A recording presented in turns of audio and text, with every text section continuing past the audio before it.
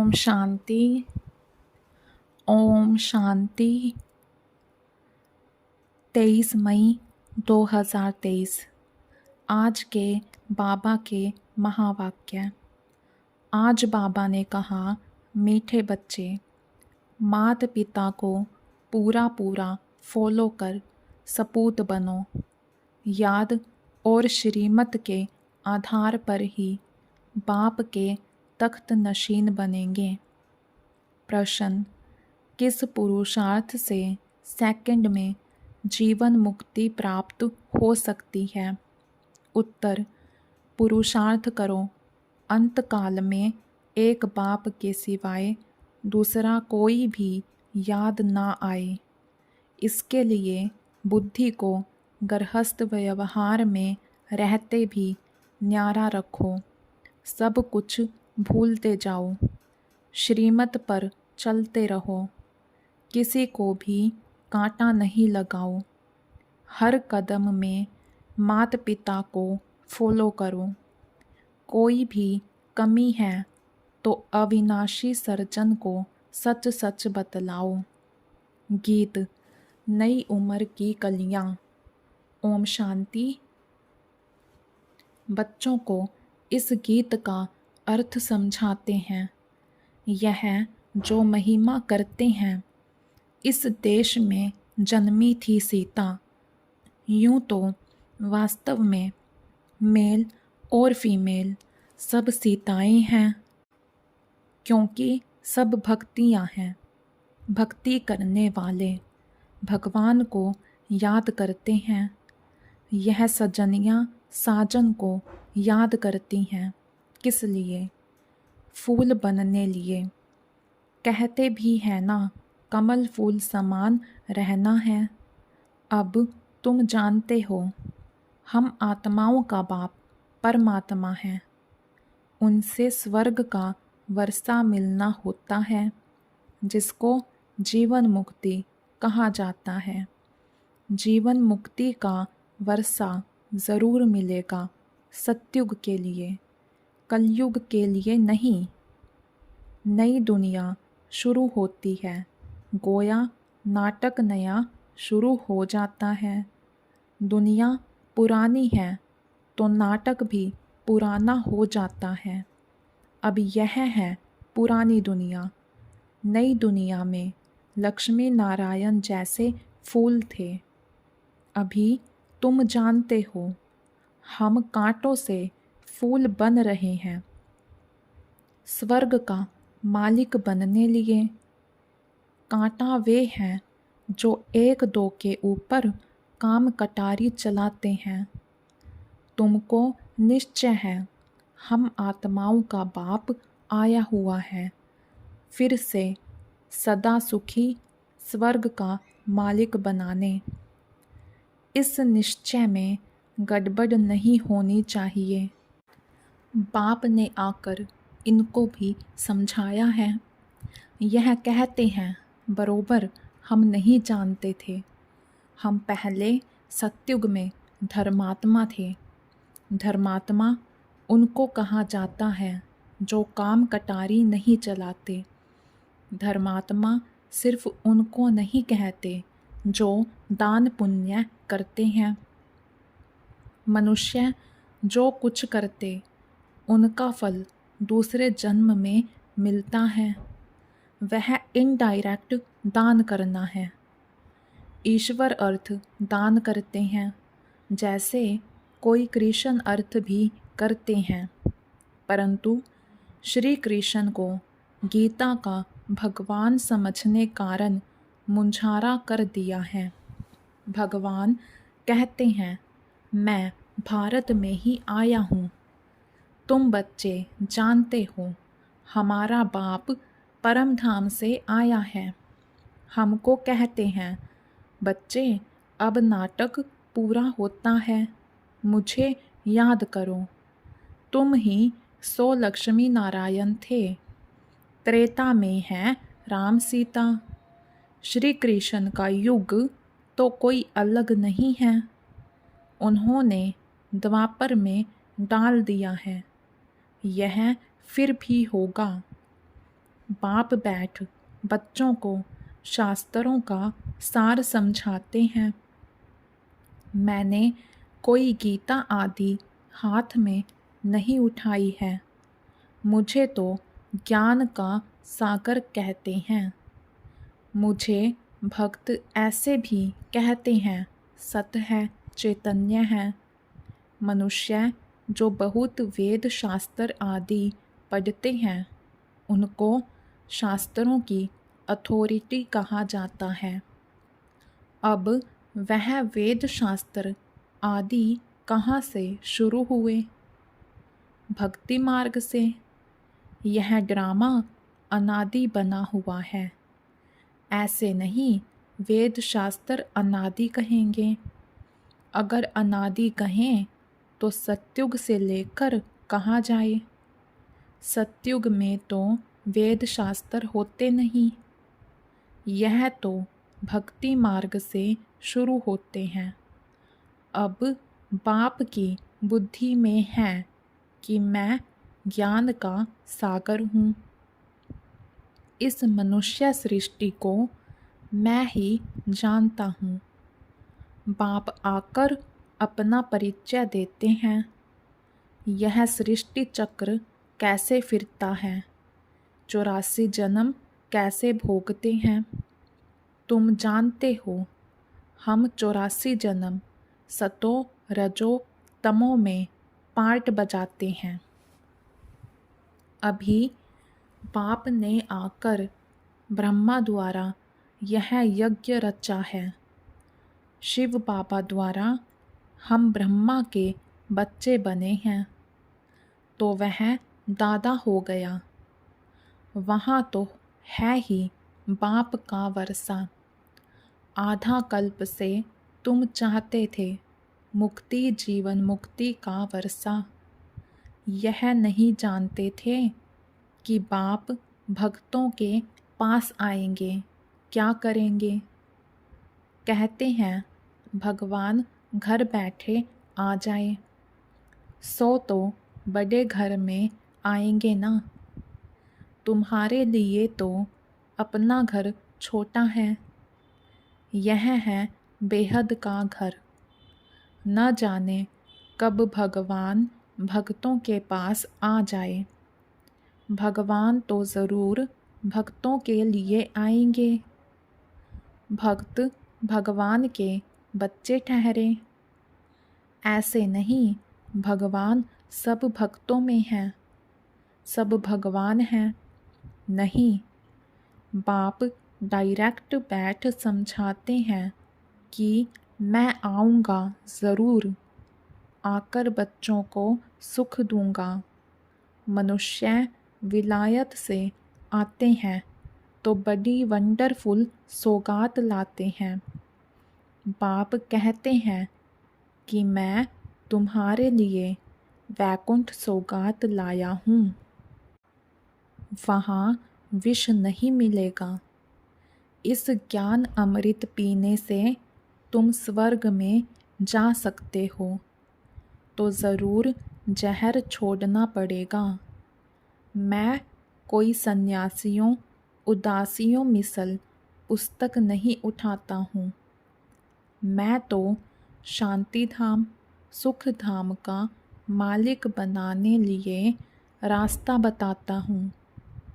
हे मेरे लाडले बच्चों, परदेशी बाप आत्माओं से बात करते हैं और कोई ऐसे नहीं कहेंगे कि मैं परमात्मा हूँ, तुम आत्माओं से बात करता हूँ। वह तो कहते अहम परमात्मा तत्तवम। बाप बाप को वर्षा देंगे क्या? बाप ज़रूर बच्चों को वर्षा देंगे। तुम्हारी कितनी विशाल बुद्धि बनी है। बाप आकर बुद्धि का ताला खोलते हैं। बुद्धि में मूल वतन, सूक्ष्म वतन याद है? यह है स्थूल वतन। तुम अब बन गए हो त्रिकालदर्शी। तीनों लोकों, तीनों कालों को जानते हो।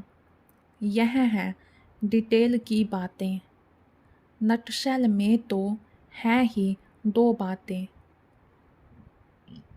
बाप और वर्षे को याद करना है। याद के चार्ट पर ही मदार है। घर में रहो, युक्ति से चलो, बाप और वर्षे को याद करो। चार्ट रखो, हम कितना समय योग में रहे। बाप को याद करने से वर्षा ज़रूर मिलता है। बाप तो बहुत सहज कर बतलाते हैं, परंतु कोई याद करे भी ना, माया एकदम भुला देती है। कोई कोई बांधेली बच्चियाँ ऐसी अच्छी हैं जो घर में रहते भी कई महारथियों से अच्छा योग में रहती हैं। शिव बाबा को बहुत याद करती हैं। शिव बाबा हमें दुख से छुड़ाओ। जानते हैं शिव बाबा से हमको स्वर्ग की राजाई मिलती है। घर में याद करते करते अगर प्राण त्याग दें तो भी बहुत अच्छा पद मिल सकता है। मेरा तो एक, दूसरा ना कोई। इसी निश्चय से बेड़ा पार हो जाए। कितनी मार खाती हैं। ऐसा सत्संग तो कभी नहीं देखा होगा जहाँ स्त्रियां मार खाती। सत्संग में जाने से कोई मना करते हैं क्या? ढेर सत्संग हैं। यहाँ तो अबलाओं पर कितने अत्याचार होते हैं, विघन पड़ते हैं। शुरू से लेकर चलता आया है। अकासुर बकासुर कैसे ले जाते थे। बच्चों को विष के लिए मारे कितनी खाती थी। कोई तो बात होगी ना। अच्छे अच्छे बच्चे भल सेंटर्स भी खोलते हैं, फिर भी चलते चलते माया का वार हो जाता है। बाप तो धर्मराज भी हैं। कहते हैं मैं कालों का काल हूँ। अमृतसर में एक अकाल तख्त है। इसका अर्थ कोई समझते नहीं है। बाप कहते हैं मैं कालों का काल भी हूँ। वह जमघट तो एक दो को ले जाते हैं। बाप कहते हैं मैं तो सब आत्माओं को ले जाऊंगा, इसलिए खुश होना चाहिए। आधा कल्प से भक्ति की है, परंतु वापिस कोई भी जा नहीं सकते। अभी आप सभी को ले जाते हो। मनुष्य कहते हैं भगवान कालों का काल है जो सभी को मार डालते हैं, परंतु मैं मारता नहीं हूँ। मैं तो तुम्हें शरीर से मुक्त कर आत्मा को गुल गुल बनाए वापस ले जाता हूँ। इसमें डरने की तो बात ही नहीं है। बहुत बच्चे मरने से डरते हैं। डरते वह हैं जिनका पूरा योग नहीं।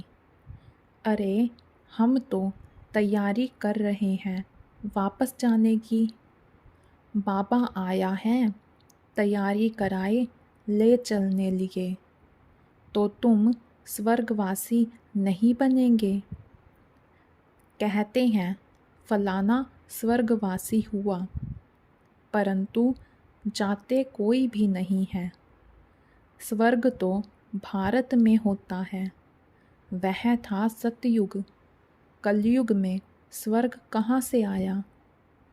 अखबार में डालते हैं फलाना वैकुंठ गया, उनको श्राद्ध खिलाते हैं। अब वैकुंठ में तो अथाह वैभव है, फिर तुम उनको क्या खिलाएंगे? उनकी तो सदगति हो गई, तो फिर यहाँ का भोजन खिलाए पतित क्यों बनाते हो? अभी तुम बच्चे जानते हो, सच सच तुमको निर्वाण धाम जाने लिए बाबा शिक्षा देते हैं। खुशी से जाना चाहिए, पुराने कांटों से संबंध तोड़ना चाहिए। बाप कितना सहज कर बतलाते हैं, सिर्फ मुझे याद करो। इसमें तो बहुत खुशी होनी चाहिए। बाप कहते हैं, अतीन्द्रिय सुख पूछना हो तो मेरे बच्चों से पूछो। अभी के पुरुषार्थ से 21 जन्मों की प्रारब्ध बनाते हैं। अभी नहीं लिया तो खल्लास। रेस बड़ी भारी है, सबको पुरुषार्थ करना चाहिए। बाप कहते हैं, बच्चे हमारे ऊपर जीत प्राप्त करो। बाबा मम्मा बाप दादा पिताश्री कहते हो ना, यह बाबा भी उनसे पढ़ रहा है ना। शिव बाबा पढ़ाते हैं, यह गृहस्थ धंधे आदि वाला था ना। ऐसे ख्याल नहीं आना चाहिए मैं पीछे आया हूँ, इसलिए डोरी नहीं लगा सकता हूँ। माँ बाप कहते हैं, सपूत बच्चा वह जो फॉलो करे। यह माँ बाप भी पुरुषार्थी हैं। पुरुषार्थ कराने वाला है मात पिता। तुम मात पिता, हम बालक तेरे, तो यह भी उनका बालक हुआ ना। यह भी गृहस्थी था, तुम भी गृहस्थी हो, है बड़ा सहज। इसमें भी कन्याओं का तो ओहो सौभाग्य है, उनको झट बचा लेते हैं। 5 विकारों की सीढ़ी नहीं चढ़ना है। बाल ब्रह्मचारी भीष्म पितामह का मिसाल है ना। यह राजयोग है। तुम जानते हो, हम भविष्य राजाई पाने लिए पुरुषार्थ कर रहे हैं। मम्मा बाबा भी पुरुषार्थ कर ऊंचते ऊंच पद पाते हैं। कल्प पहले भी उन्होंने पाया था। कहते हैं, लाडले बच्चे, तुम हमारे तख्त का मालिक बनने लिए पुरुषार्थ करो। मम्मा बाबा कहते हो तो क्यों नहीं पुरुषार्थ करते हो? कोई तकलीफ हो तो बाबा को बताओ। इस कारण पुरुषार्थ कम चलता है। बाप है अविनाशी सर्जन। बाकी कोई तकलीफ हो तो चाहे लिखो, चाहे सम्मुख आकर पूछो, बाप राय देंगे। मुख्य बात है बाप और वर्षे को याद करना। नटशैल में यह काफ़ी है। सेकंड में जीवन मुक्ति पाने का पुरुषार्थ करते करते इतना याद करना है जो अंतकाल और कुछ याद ना आए। गृहस्थ व्यवहार को भूलते जाओ। कहते हैं, मंजिल तो बड़ी है और विश्व का मालिक बनना है। लड़ाई में कितनी मेहनत कर हद की बादशाही लेते हैं। तुम तो स्वर्ग में विश्व के मालिक बनते हो, और क्या चाहिए? इतना मीठा बाप और कोई होता नहीं, परंतु इस बाप के नाम रूप देश काल को भूल गए हैं। बरोबर शिव हम आत्माओं का बाप स्वर्ग का रचता है, तो स्वर्ग का ही वर्षा देते होंगे ना। यह भूल गए हैं। किसी को सेकंड में भी तीर लग सकता है। बरोबर बेहद का बाप है, वर्षा देने आया है, क्रिएटर है। किसका? क्या नर्क का? ऐसे तो कभी नहीं कहेंगे। बाप तो स्वर्ग का मालिक बनाने वाला है। बस हम तो झट जाकर उनका हाथ पकड़ते हैं। बूढ़े साधारण तन में आया है। बाप कहते हैं, सब बच्चे बेसमझ पुजारी पतित बन पड़े हैं। मैं आकर पुजारी से पूज्य बनाता हूँ। यह भी पुजारी था, नारायण की पूजा करता था। चित्र में दिखाया है, लक्ष्मी उनके पांव दबाती है। बाप कोई ऐसे थोड़े ही कहते हैं कि चरण धोकर पियो। बाप कहते पहले लक्ष्मी, पीछे नारायण। तो जो लक्ष्मी बनती है उनका मैं पांव दबाता हूँ। बूढ़ी माताओं को कहते, तुमने आधा कल्प कितने धक्के खाए हैं।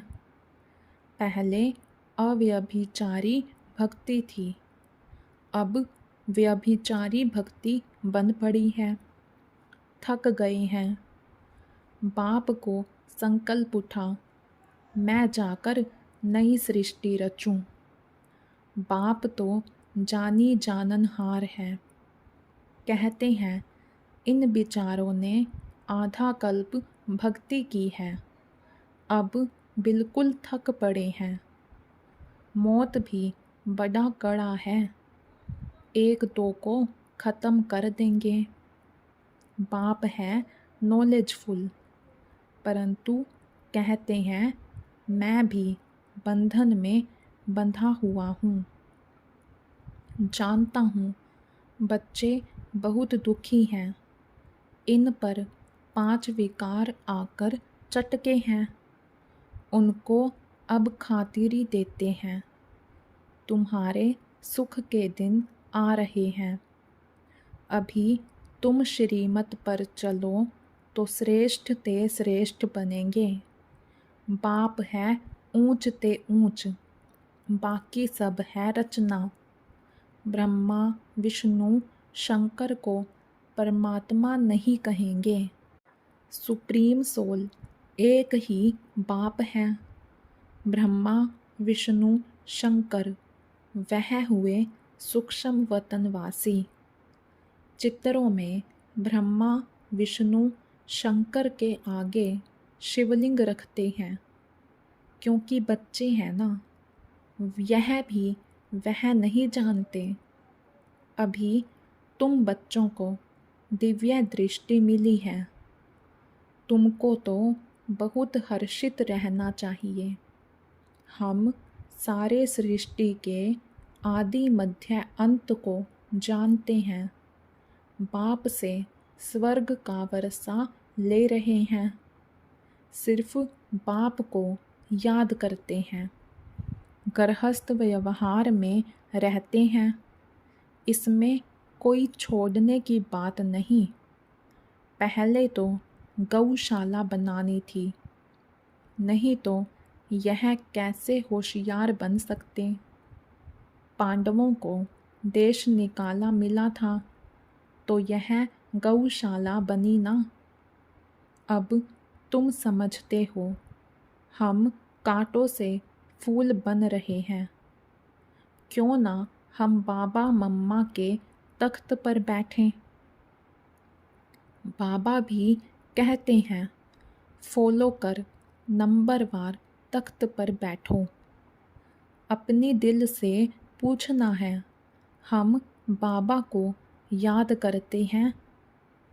रात को हमेशा पोता मेल देखो। सारे दिन में अथवा सवेरे उठकर कितना समय बाप को याद किया। बाप को याद कर श्रीमत पर चलना है। एक दो को कांटा नहीं लगाना है। काम क्रोध है मुख्य। इनको जीतो तो दूसरे छोटे छोटे विकार ठंडे हो जाएंगे। काम महाशत्रु है। काम के कारण लड़ाई झगड़े मारामारी कितना करते हैं। कहते हैं बाबा बच्चे बहुत अशांत करते हैं। स्वर्ग में तो कभी कोई किसी को तंग नहीं करते, वहाँ बच्चे भी तंग नहीं करेंगे। इसलिए अब बाप और स्वर्ग के सुख को याद करो। बस अब हम चले सुख धाम। अच्छा मीठे मीठे सिकिलधे बच्चों प्रति माता पिता बाप दादा का याद प्यार और गुड मॉर्निंग। रूहानी बाप की रूहानी बच्चों को नमस्ते। धारणा के लिए मुख्य सार। माता पिता के तख्त को जीतने की दौड़ लगानी है, पूरा फॉलो करना है। पुराने कांटों से संबंध तोड़, मेरा तो एक दूसरा ना कोई, इस निश्चय में पक्का रहना है। वरदान हर गुण व शक्ति को अपना स्वरूप बनाने वाले बाप समान संपन्न भव। जो बच्चे बाप समान संपन्न बनने वाले हैं वह सदा याद स्वरूप सर्वगुण और सर्व शक्तियों स्वरूप रहते हैं। स्वरूप का अर्थ है अपना रूप ही वह बन जाए, गुण व शक्ति अलग नहीं हो, लेकिन रूप में समाये हुए हों। जैसे कमज़ोर संस्कार या कोई अवगुण बहुत काल से स्वरूप बन गए हैं, उसको धारण करने की मेहनत नहीं करते। ऐसे हर गुण हर शक्ति निजी स्वरूप बन जाए, याद करने की भी मेहनत नहीं करनी पड़े, लेकिन याद में समाये रहें, तब कहेंगे बाप समान। स्लोगन बाबा शब्द ही सर्व खजानों की चाबी है, इसे सदा संभाल कर रखो। अच्छा ओम शांति। ओम शांति। आज बाबा ने कहा कि बच्चे स्वर्ग में चलना है तो जहर छोड़ना पड़ेगा।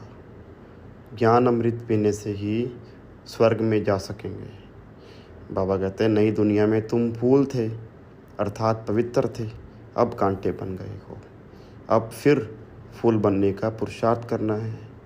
बाबा कहते हैं धर्मात्मा अर्थात दान पुण्य करने वाला नहीं, बल्कि धर्मात्मा अर्थात जिसमें कोई विकार न हो। बाबा कहते भक्ति में होता है इनडायरेक्ट दान।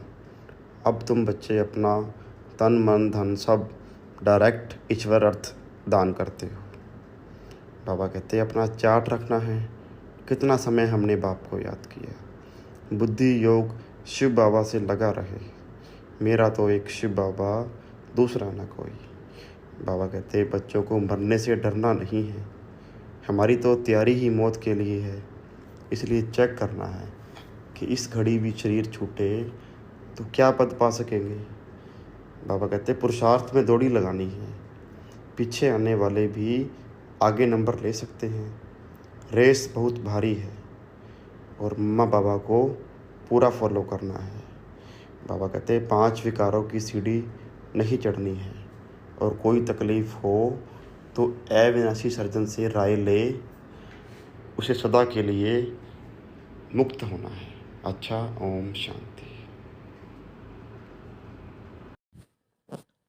भ्राता ब्रजमोहन जी आगे बताते हैं कि यों तो मम्मा एक युवा अवस्था की कन्या ही थी, परंतु यज्ञ माता का कार्य संभालते ही उनकी शारीरिक आकृति में भी इतना आश्चर्यजनक तब्दीली आ गई थी कि वृद्ध से वृद्ध व्यक्ति को उनसे स्वाभाविक तौर पर माता की ही भासना आती थी।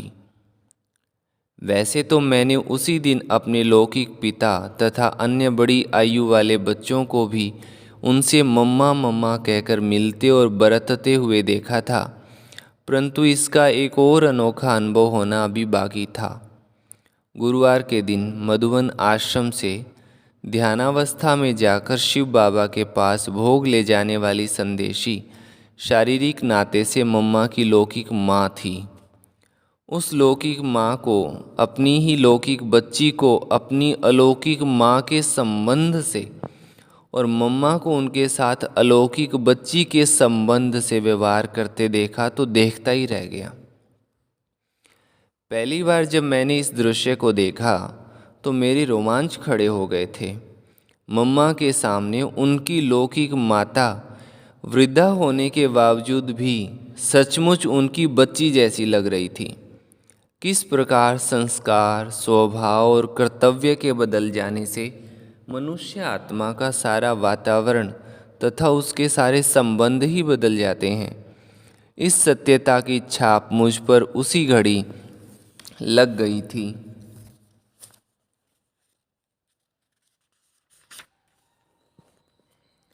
मैं सौभाग्यशाली था कि मेरा भी सारा ही लौकिक परिवार ज्ञान मार्ग में चल पड़ा था। उस क्षण के अनुभव से लौकिक नातों को अलौकिक में परिवर्तन करने में मुझे बड़ी मदद मिली। मम्मा दिव्य गुणों की साक्षात संपूर्ण देवी थी। उनके संकल्प चट्टान की तरह अडिग, बोल मीठे तथा सार युक्त और कर्म श्रेष्ठ तथा युक्ति युक्त थे। मम्मा इतनी योग्य, गंभीर और शांत रहती थी कि उनके आसपास के वातावरण में सन्नाटा छाया रहता था, जो सभी को प्रत्यक्ष महसूस होता था। ऐसा लगता था कि मानो वो कोई चलता फिरता लाइट हाउस और माइट हाउस हो। मम्मा की चाल फरिश्तों जैसी थी। आश्रम वासियों को पता भी नहीं चलता था कि कब मम्मा उनके पास से गुजर गई अथवा कब से वो उनके पीछे खड़ी हुई उनकी एक्टिविटी का निरीक्षण कर रही थी। मम्मा के बोल बहुत ही मधुर, स्नेहयुक्त और सम्मानपूर्ण होते थे। मम्मा ने मुझे सदा ब्रजमोहन जी कहकर बुलाया। पत्र में वो मुझे सदा लाडले ब्रजमोहन जी लिखती थी। पत्र द्वारा या व्यक्तिगत मिलने पर वो सबसे पहले शारीरिक तबीयत का हालचाल जरूर पूछती थी। उस अलौकिक माता का बच्चों से जितना असीम प्यार था, उतना किसी लौकिक माँ का क्या ही होगा। मुझे तो ऐसे लगने लगा कि जैसे मेरी लौकिक माँ भी मम्मा ही है। हम बच्चे जब भी मम्मा से प्रेम में नियम नहीं की उक्ति के अनुसार कोई ऐसा कार्य करने को कहते जिससे हमारा अलबेलापन दिखाई देता हो, तो वो हमें बहुत ही मीठे ढंग से कर्मों की गहन गति के बारे में सावधान कर देती थी। एक बार जब मम्मा अम्बाला छावनी सेवा केंद्र पर पधारी थी तो मैं नंगल से उन्हें मिलने के लिए गया और वहीं उनसे नंगल चलने का अनुरोध करने लगा। मम्मा कह रही थी कि कुछ दिनों के बाद एक प्रोग्राम बनाओ, परंतु मम्मा के भावार्थ को ना समझने के कारण मैंने उनसे दोबारा अनुरोध किया कि मम्मा आप कल ही चलो ना। तो मम्मा ने कहा मैं तो चल सकती हूँ, परंतु जो अन्य आत्माएं पंजाब के भिन्न भिन्न केंद्रों से मुझे अम्बाला में मिलने आएंगी वो निराश होंगी और उसका बोझ तुम पर पड़ेगा।